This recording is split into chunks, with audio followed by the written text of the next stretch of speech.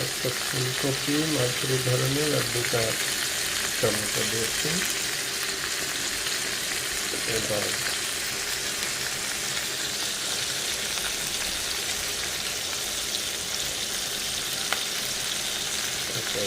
হলুদ,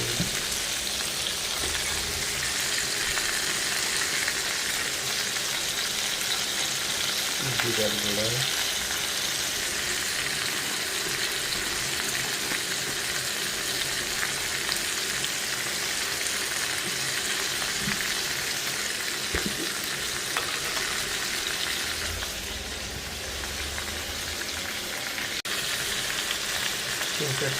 কাঁচামরিচ দিয়েছি। আর এবার দিয়ে দিলাম একটু রসুন বাটা।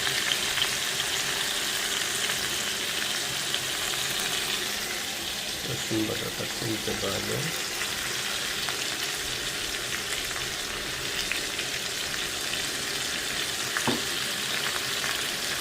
এবার এগুলো দিয়ে নেড়ে ফেলে নেব। ভাজা মাছগুলো উপরে বসিয়ে দিয়েছি, এবার ঢাকনা দিয়ে দেব। 20 মিনিট কুক করার পরে ওই মশলাটা দিয়ে দিব, অর্থাৎ যে ফোড়নটা থেকে মশলা করেছি ব্লেন্ডারে, ছোট্ট হ্যান্ড ব্লেন্ডার। ঝোলটা প্রায় হয়ে আসছে দেখেন,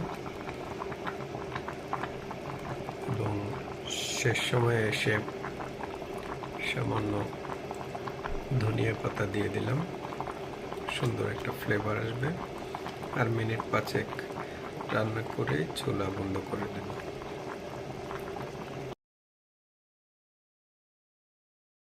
দেখুন চমৎকার একটা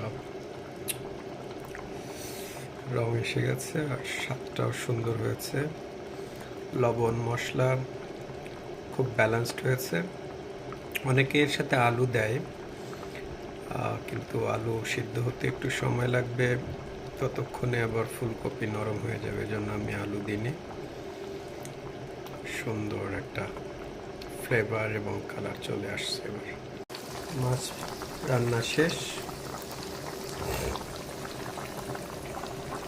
এবার নামিয়ে ফেলবো। সবশেষে সামান্য জিরার গুঁড়া উপরে ছিটিয়ে দিলাম, সুন্দর একটা ঘ্রাণ আসবে।